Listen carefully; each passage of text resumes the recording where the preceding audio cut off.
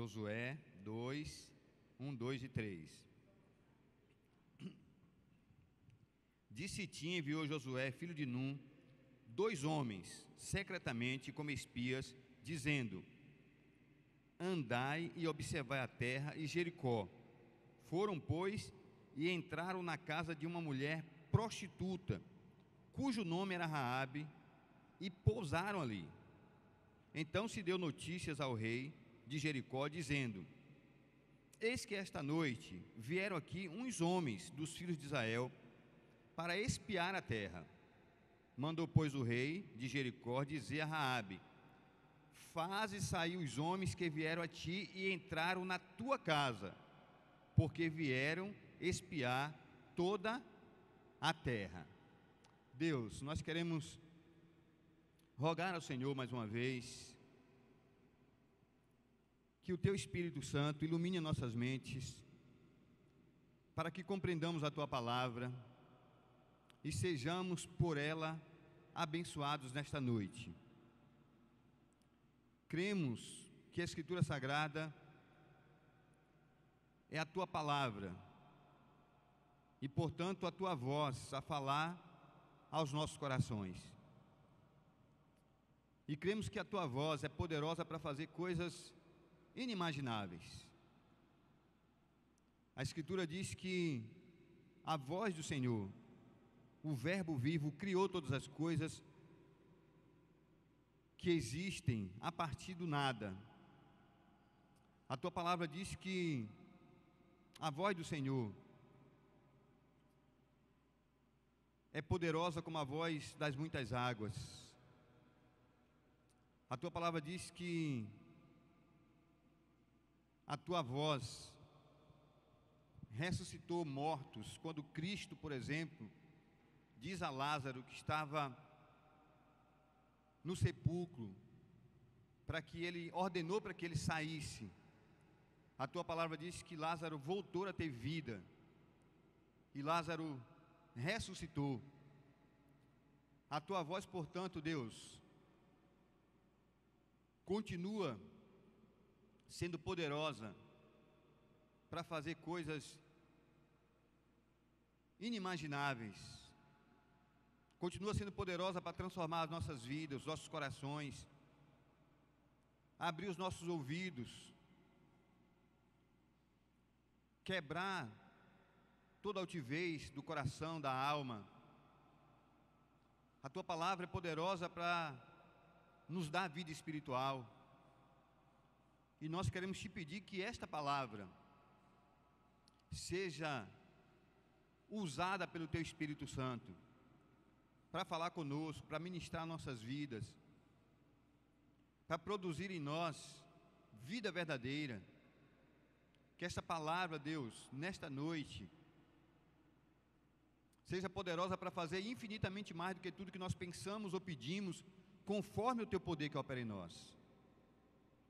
Pedimos que o mesmo Espírito que inspirou a palavra ilumine nesta noite as nossas mentes, para que compreendamos a Tua palavra e a Tua vontade, em nome de Jesus.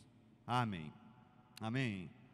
Queridos, eu creio que todos nós já ouvimos falar sobre uma história, contada pelos gregos.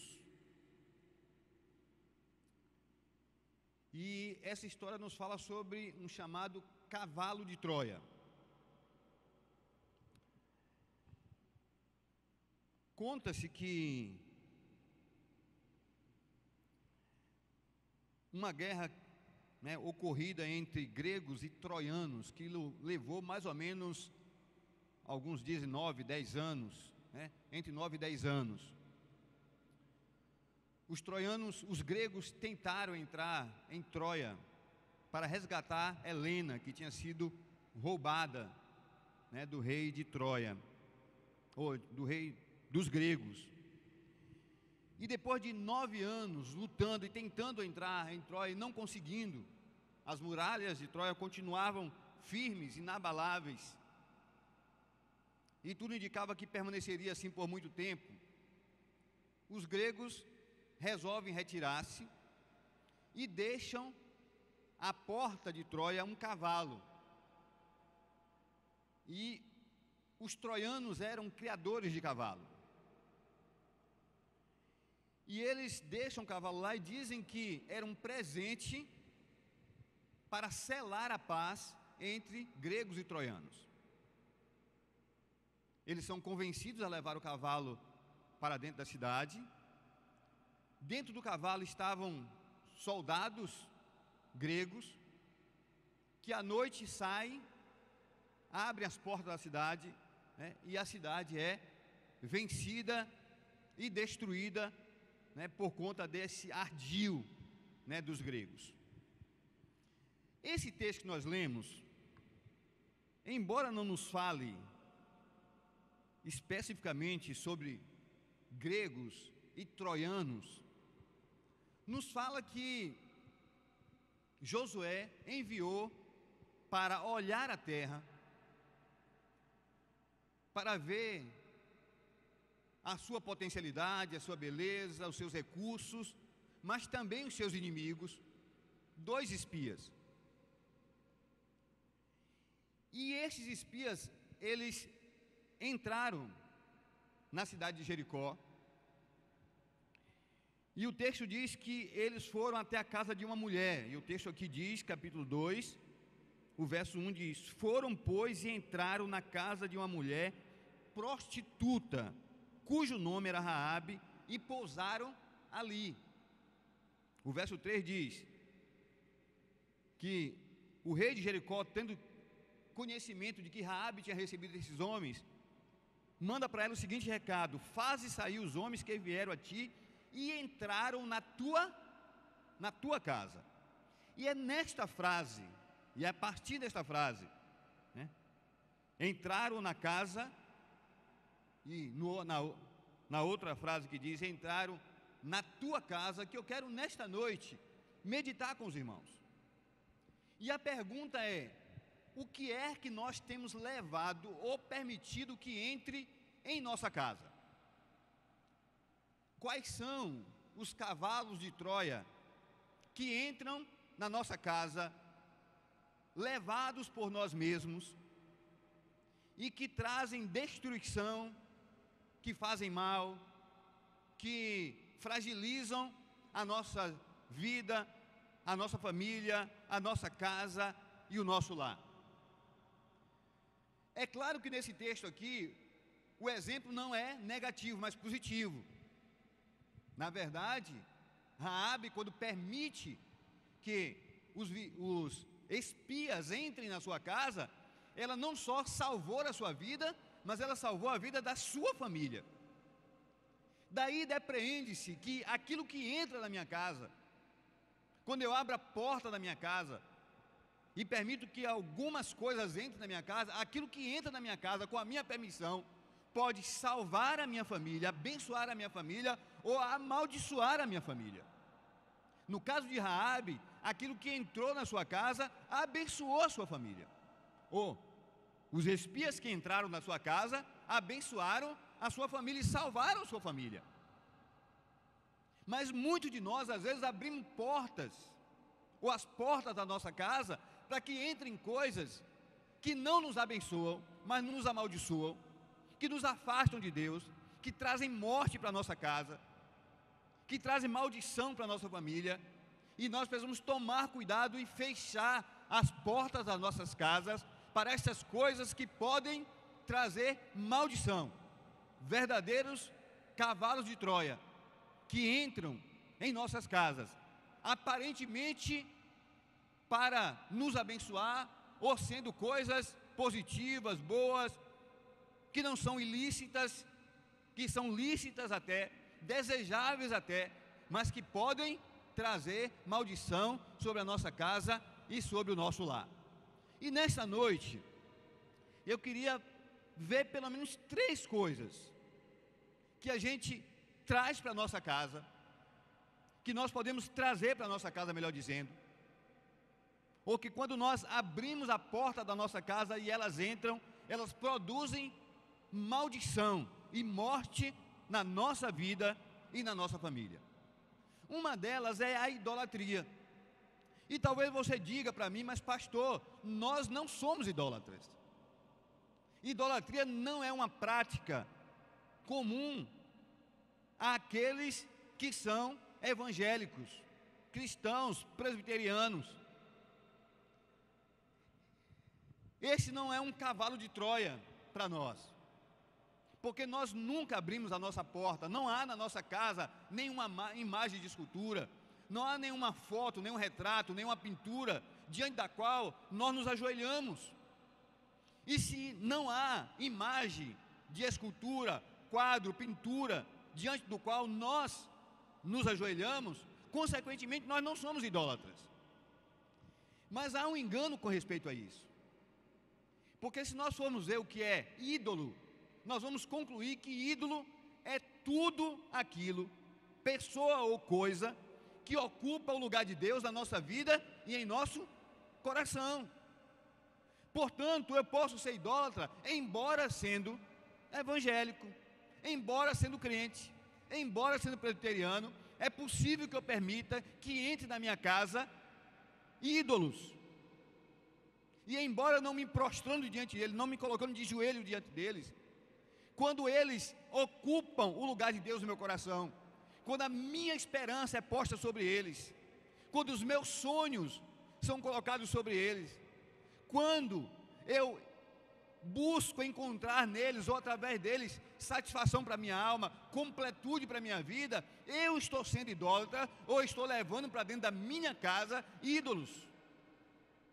Então, queridos, nós precisamos tomar cuidado, porque pode ser que estejamos abrindo a porta das nossas casas, ou convidando, ou deixando entrar na nossa casa verdadeiros cavalos de Troia, e um deles são ídolos que entram na nossa casa e que ocupam o lugar central nas nossas vidas. Então, nós precisamos, com atenção, olhar para isso. E eu diria que muitos de nós permitimos que ídolos entrem na nossa casa e ocupem o lugar central das nossas vidas. E nós fazemos quando coisas ou pessoas são erguidas como sendo fundamentais, essenciais, indispensáveis para a nossa felicidade. O dinheiro pode ser um ídolo. Então, o desejo de tornar-se rico pode fazer de nós idólatras.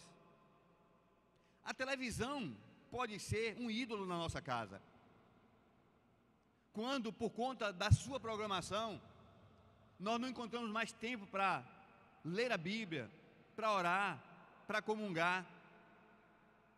A internet, as novas tecnologias podem ser um ídolo, podem ocupar um lugar muito especial na nossa vida e roubar de nós o tempo que nós deveríamos dedicar ao estudo da palavra de Deus e à comunhão com Ele. Então nós precisamos tomar cuidado, porque muitas vezes nós podemos estar acrescentando à nossa vida ídolos, abrindo a porta da nossa casa para ídolos. E se você for fazer um exame pessoal da sua vida, se você for olhar para a sua casa e ver as coisas que você tem aberto a porta para que entre na sua casa, talvez você encontre alguns ídolos. Talvez você encontre algumas coisas que entraram na sua casa, que entraram na sua família, que faz parte da sua rotina, que está instalada na sua casa, no seu coração, na sua vida, na vida da sua família, que são verdadeiros ídolos, porque ocupam o lugar de Deus na sua vida, porque sobre essas coisas ou pessoas você tem posto a sua esperança, porque a sua felicidade depende delas, porque você sonha e almeja ter essas coisas muito mais do que ter ao próprio Deus. E isso pode ser um ídolo. E nós precisamos tomar cuidado, porque se abrirmos a porta da nossa casa para que ídolos adentrem, eles poderão destruir a nossa própria família. Mas uma outra coisa que entra na nossa casa, no nosso lar, né, verdadeiro cavalo de Troia, é a incredulidade. E aqui eu não estou falando da incredulidade teórica, confessional, teológica, mas estou falando da incredulidade prática. Porque muitas vezes nós, embora crendo em Deus, nós não tomamos a atitude e não temos comportamento de quem crer em Deus, e não respondemos com fé às demandas e às dificuldades da nossa casa, do nosso lar.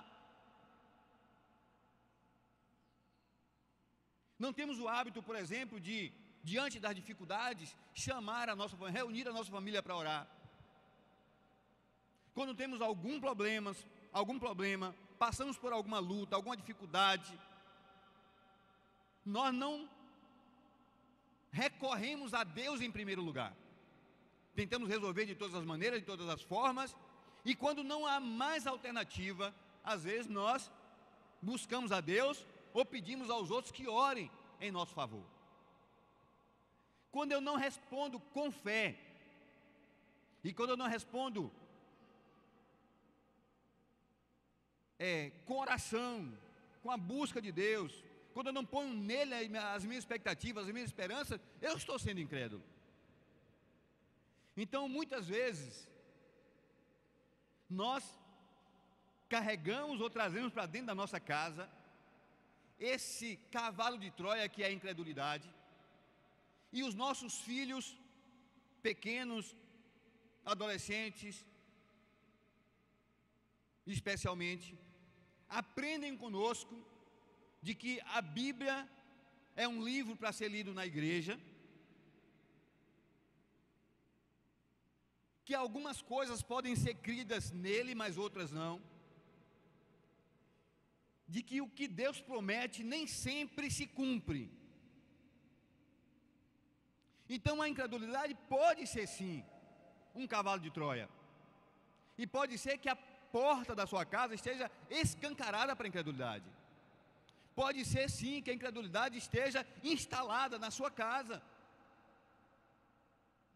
que você não mais responda com fé às demandas e às dificuldades da sua casa, que a sua primeira atitude quando alguém adoece, quando há algum problema entre membros da família, quando há uma dificuldade financeira, quando outra situação adversa bate a porta da sua casa, talvez já não seja mais a sua primeira atitude se pôr de joelho e orar e buscar a Deus e crer que Ele vai responder a sua oração e vai resolver o seu problema.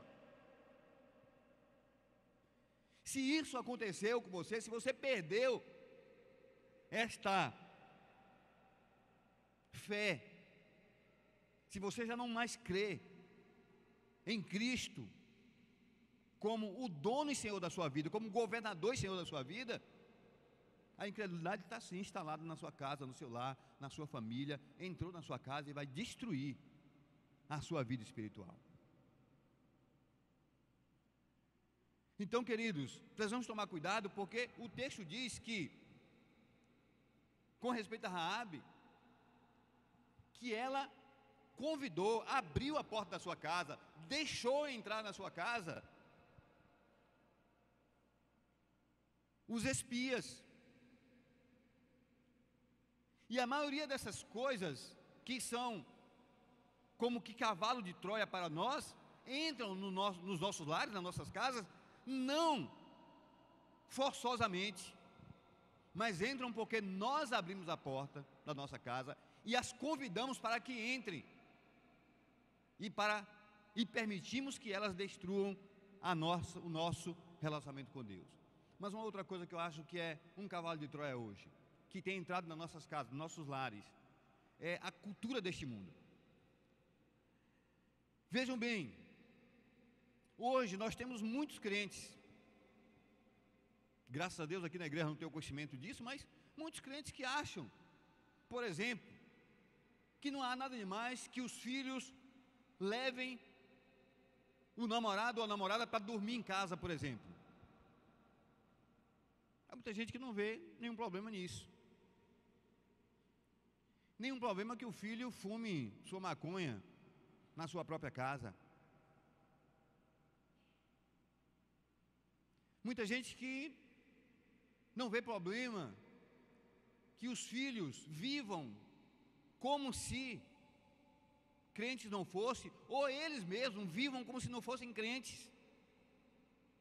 Permitem que na sua casa haja práticas e comportamentos que afrontam a Deus e a sua palavra. Então, quando nós permitimos que a cultura deste mundo, que a mentalidade deste mundo entre na nossa casa, se instale na nossa família, sente no trono e no centro do nosso lar, da nossa casa, da nossa família, nós estamos permitindo que um cavalo de Troia entre na nossa casa e destrua a nossa família. Um presente de grego entre na nossa casa e destrua a nossa própria família. Nós precisamos entender, e nós estamos neste mês comemorando, e se comemora na igreja evangélica de maneira geral, o mês do lar e o mês da família. Nós precisamos estar atentos para as coisas que podem estar entrando na nossa casa. Eu diria até que nós precisamos repensar sobre o que nós temos convidado, ou quem nós temos convidado para entrar nas nossas casas. As portas das nossas casas não podem estar escancaradas, abertas, para todo tipo de influência, para todo tipo de pensamento, para todo tipo de comportamento, para a incredulidade, para a idolatria. Mas nós precisamos convidar para entrar em nossas casas pessoas, pensamentos que possam produzir vida na nossa casa. No caso de Raabe, ela convidou e deixou entrar os espias, e os espias aqui representam o próprio Deus, porque eles foram enviados de Deus. Embora enviados por Josué, em última análise, eles eram enviados por Deus para olhar a terra, para ver a cidade, para ver, os recursos da terra, para ver as resistências que eles teriam. Eles estavam em uma missão divina, porque Deus tinha dado aquela terra a Israel. Então, queridos, eu queria dar para você agora pelo menos 3 coisas que você deveria convidar para que entrasse na sua casa. Ou 3 coisas que você deveria convidar para o seu lar, que deveria estar instalado no centro da sua casa. A primeira delas é uma visão cristocêntrica a respeito da vida. Você precisa entender que a vida precisa ser, que eu preciso olhar a vida a partir de Cristo. Cristo é a chave de interpretação de toda a minha vida e de toda a minha família. Se alguém na minha casa, na minha família não está em Cristo, essa pessoa não está bem. Ela está doente, enferma, morta espiritualmente. Precisa de cuidado, de oração. Precisa de cura. Nós não podemos encarar ou pensar que uma pessoa que não está com Cristo, não tem Cristo no coração e na alma, vive longe dele, ainda que frequente as rodas sociais mais elevadas da cidade, ainda que ande na companhia das pessoas mais ricas, mais cultas, mais inteligentes, mais influentes da cidade, ainda que estude nas melhores universidades, ainda que tenha o melhor emprego, ainda que seja festejada pela comunidade científica, empresarial da cidade, se não tem Cristo, precisa urgentemente do nosso cuidado, do nosso olhar cuidadoso, da nossa oração, da nossa compaixão, porque a vida precisa ser olhada da perspectiva de Cristo, a família precisa de Cristo. É Cristo que deve reinar no centro da família. A nossa preocupação deve ser que Cristo seja glorificado através da nossa casa e do nosso lar.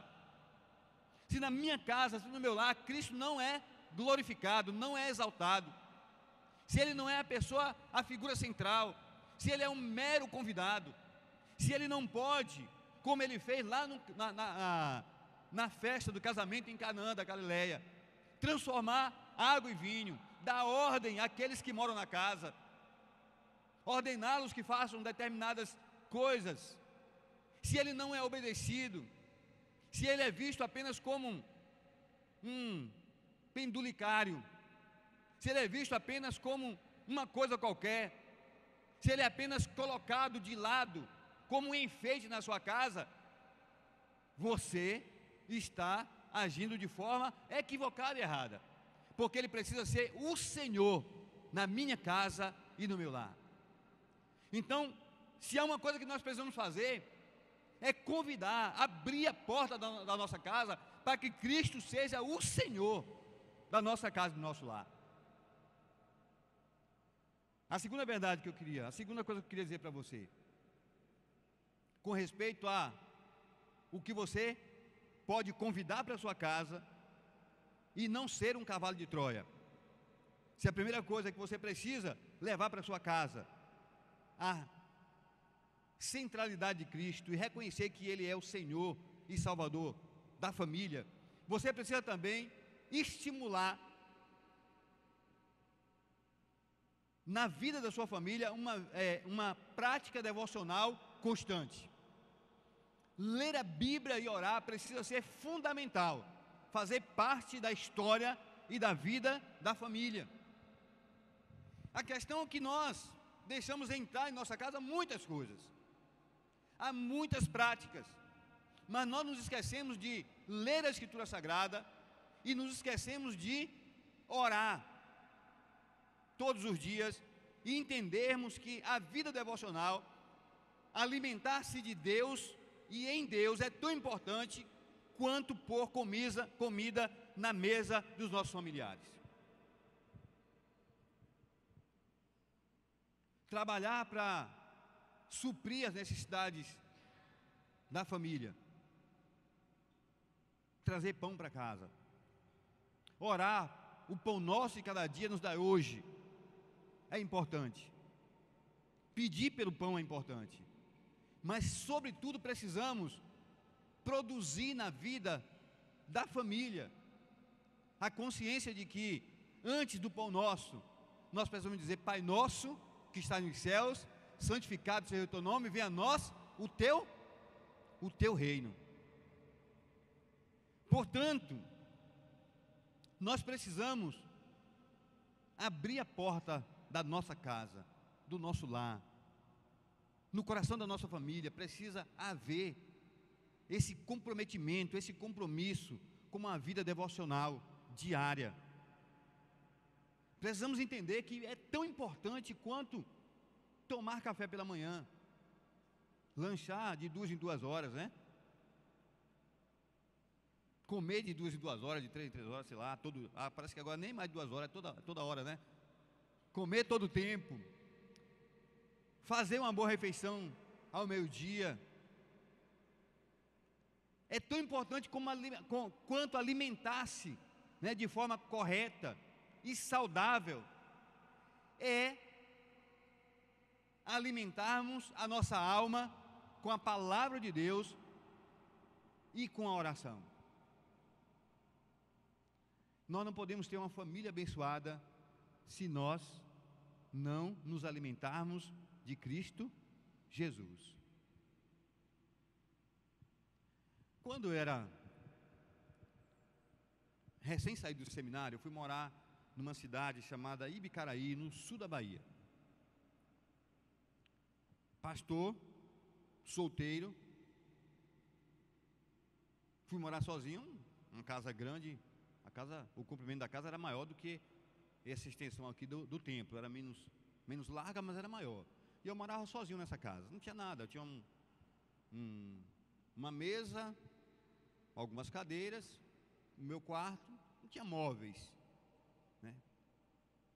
fogão, essas coisas não tinha. E eu comia na casa de um membro da igreja, eu pagava para ele, para me alimentar na casa dele. Então, pela manhã, às vezes eu ia tomar café lá, às vezes não, meio-dia não. Mas, como era solteiro, não tinha família comigo, minha mãe morava em outra cidade, então eu comia muita besteira. Por exemplo, sábado eu me lembro que geralmente nos sábados eu fazia inglês. Então eu saía de manhã, nunca aprendi, né, mas fazia. Saía de manhã cedo, 8 horas eu entrava no curso de inglês, sem comer nada. Ia até 10 horas, 10 horas tinha um intervalo, eu ia lá num trailer, tinha um moço que tinha um trailer, que fazia hambúrguer, eu comprava o meu bacon e deixava lá, né? Ele já aceitava, eu deixava lá, comprava uma quantidade de bacon, todo mês, toda vez que acabava eu ia e comprava uma outra quantidade e deixava lá. E comia bacon, sanduíche de bacon com Coca-Cola. Às vezes eu passava o dia assim, né? Quase todos os dias eu tomava Coca, às vezes no café da manhã. Me alimentava pessimamente. Então, às vezes, nós achamos, e nós sabemos que esse tipo de alimentação não faz bem. Todo mundo sabe disso. Naquela época eu sabia, mas não me importava muito. Mas todo mundo sabe que a gente precisa se alimentar bem, não é isso mesmo? Disse até que a melhor refeição, a principal refeição é a refeição da manhã, né, que deve-se comer frutas, legumes, né, leite. Tem gente que fica me convencendo, querendo me convencer que cebola é bom para o coração, né? Essas coisas todas, tem que se alimentar bem, porque alimentar-se mal traz graves e sérios prejuízos para a nossa saúde. Agora, espiritualmente também é assim, porque quem não se alimenta espiritualmente vai definhar espiritualmente. Se você, em vez de ler a Escritura Sagrada, ler bons livros, você se alimenta do lixo cultural que vem de Hollywood, das séries, se alimenta de uma série de coisas que tem por aí,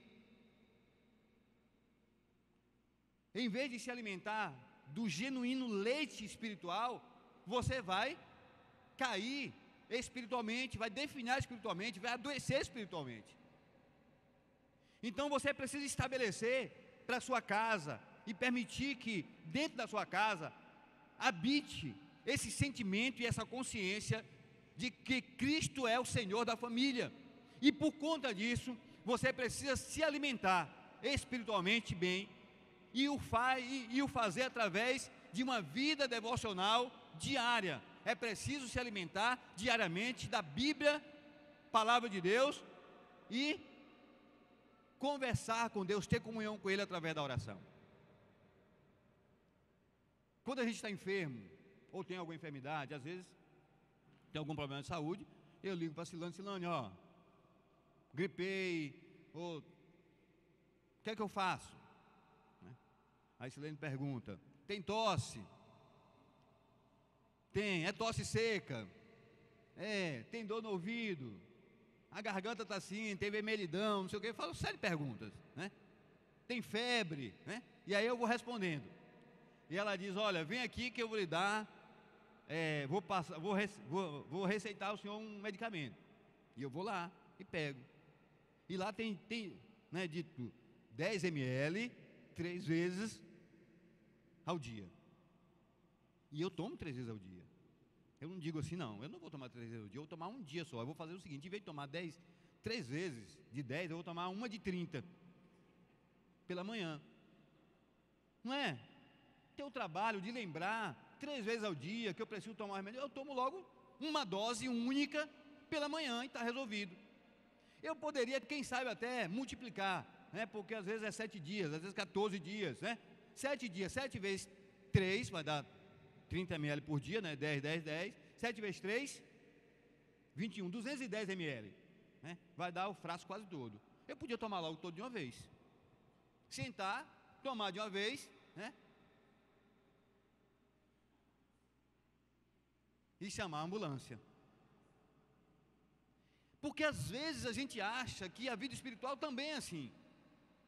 A gente não quer ter uma vida devocional, não quer ler a Bíblia todos os dias, não quer se alimentar da palavra de Deus, como nós nos alimentamos também, 3 vezes ao dia pelo menos, né? Pela manhã, ao meio-dia, à noite, tirar um tempo para ler a Bíblia, para orar.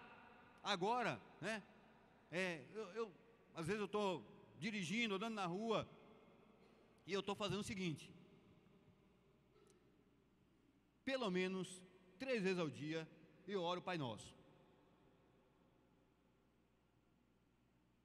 Não oro Pai Nosso, eu digo Pai meu Pai que está nos céus, santificado seja o teu nome, venha a mim o teu reino, seja feita a tua vontade, assim na terra como nos céus. O pão nosso de cada dia, o pão meu de cada dia me dá hoje, perdoe as minhas dívidas. Então eu tenho procurado, quando a minha mente está divagando, eu estou pensando no que não devo, estressado no trânsito, eu me volto para a oração do Pai Nosso e oro a Deus. 1 vez, 2, 3, 4, 5, 10 vezes, sequenciadamente. Porque a ideia é encher o meu coração e a minha mente de Deus e da sua vontade. É me lembrar que a minha vida está sob o governo e a direção daquele que é Senhor da minha vida, da minha história. Então, queridos, nós precisamos entender, compreender que a nossa casa, que a nossa família, que na nossa casa precisam entrar ou se instalar na nossa casa hábitos que sejam de conformidade com a vontade de Deus e com a sua graça. Mas uma terceira coisa que eu acho que você precisa ter na sua casa e abrir a porta da sua casa para que entre e se instale na sua casa é a prática da pregação do Evangelho. Fazer da sua família um instrumento da propagação do Evangelho. Eu falei aqui, né, que a gente às vezes reclama, com razão ou sem razão, dos filhos. E que seria muito interessante que os pais que têm filhos, crianças e adolescentes, começassem a pensar na possibilidade de trazer os filhos, os colegas dos seus filhos para a sua casa. 1 vez por semana. Quem sabe fazer grupo de estudo na sua casa.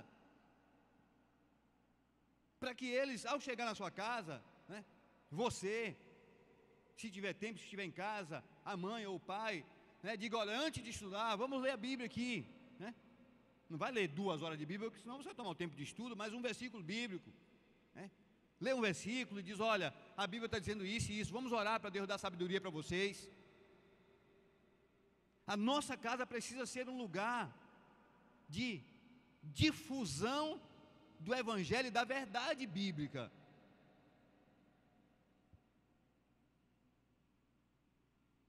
Fazer mais encontros familiares, né?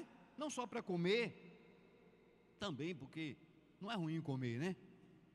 Mas também para comer, mas sobretudo para reunir a sua família. Quem sabe uma vez por mês, reunir os irmãos. Tem gente que tem família grande, irmãos, sobrinhos, né? Cunhados, cunhadas, tios, tias. Convida esse povo todo para sua casa, 1 vez por mês.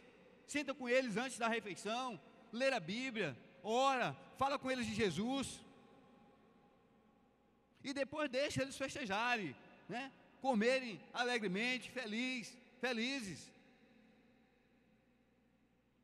A questão é que muitas vezes nós fechamos a nossa casa, os nossos corações, as nossas vidas, para as pessoas que nós deveríamos influenciar com o Evangelho. Queridos, precisamos cuidar para que cavalos de Troia não sejam postos dentro da nossa própria casa. O texto diz: andai e observai a terra e Jericó. Foram, pois, e entraram na casa de uma mulher prostituta, cujo nome era Raabe, e pousaram ali. A entrada daqueles homens na casa de Raabe mudou a vida e a história de Raabe. O que é que tem entrado na tua casa? Quem é que para quem você tem aberto a porta da sua casa? Quais são as influências que têm entrado na sua casa? Você tem aberto a porta da sua casa para a idolatria, para a incredulidade, para o secularismo? Ou você abre a porta da sua casa para Cristo, que é Rei e Senhor da sua vida? Ou você tem firmado, fundamentado na sua casa, na sua família, a prática da vida devocional constante? Você tem ensinado aos seus que é preciso se alimentar de Cristo através da Bíblia e da oração? A sua casa é um lugar através do qual se é difundido o Evangelho? Ou a sua casa é lugar de maldição, de intriga, de briga, de confusão?